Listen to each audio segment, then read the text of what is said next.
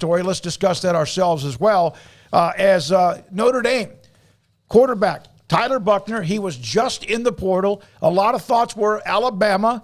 He's going to Alabama. Now, does this solve their problem? Is he good enough to solve their problem? I think if he was, he maybe wouldn't be in the transfer portal. But to solve it for sure, he's a better player than they maybe have, but he's also fought through injuries and inconsistency and all this. So, yeah, he's got the most potential, like I said the other day, most potential, most eligibility at the biggest position of need. So he was going to be really sought after. What it tells me that they acted so fast on this is this great quarterback room that they think they have is not really all that great right now. And Nick Saban, again, is making moves that show that he is playing from behind for the first time in his tenure at Alabama.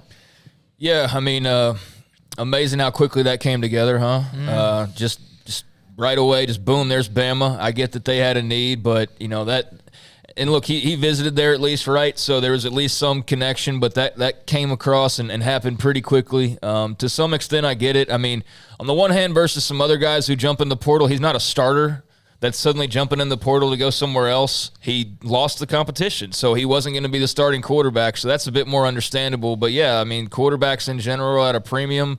Alabama clearly had a need there exiting spring, and so I'd imagine you get contacted by them whenever that occurred, and you go down to Tuscaloosa, they wine and dine you, then you see the opportunities that are there, and I'm sure that's pretty hard to pass up. But, yeah, that seemed to happen pretty quick. So not sure if, there was previous connection there or just the situation itself makes all the sense that it's Bama, it's an open spot, it's a need, and, and it's Nick Saban and all of that. But, yeah, I mean, he's not a guy who's played a ton. I mean, I see some of the reaction, and it's like you'd think that they just landed the next Bryce Young or something, and I think he could be a very good player. But y'all know how many starts he's made?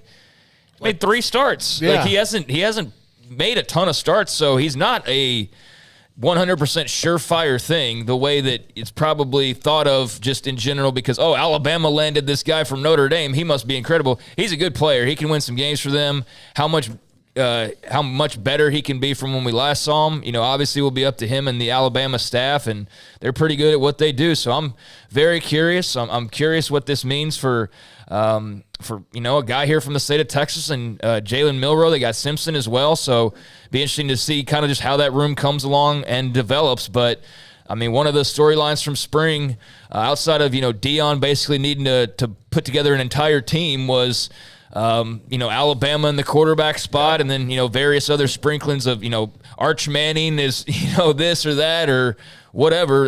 The Alabama quarterback's probably been top 5, top 10 storyline. Would that be fair to say? I would say, yeah. In spring college football. So now they've addressed it, and we'll see how he does. But, yeah, he's a good player. He's not coming fully equipped with like 3 years of starts and playing in huge games and all that. So there's still a little bit of a Sam Hartman. There's an unknown there. Yeah. That's why I'm surprised. That's why he's in the open. Right. I mean, and I guess they wanted to see because they've got these 2 true freshmen coming in and Ty Stimson's there and all that and what they had in the competition because the true freshmen are, Nick Saban is not going to really want to start a true freshman unless he absolutely has to. But I was surprised with the amount of guys like Devin Leary and Brennan Armstrong and people like that in the portal that Alabama was not harder after that in that phase of the portal, that now they're in the Tyler Buchner phase.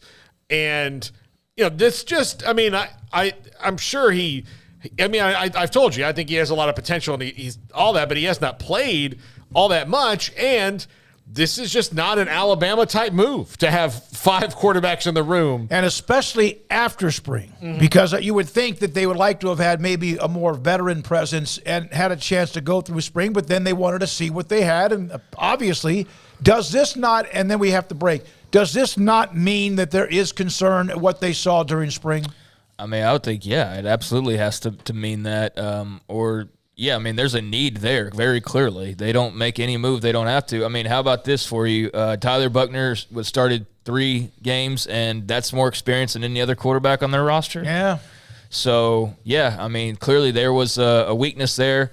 I will be curious at some point in time if Saban does an interview or, maybe one of the quarterbacks involved, does an interview at some point. But why didn't they land a Devin Leary or someone along those lines? How heavily did they pursue guys like that?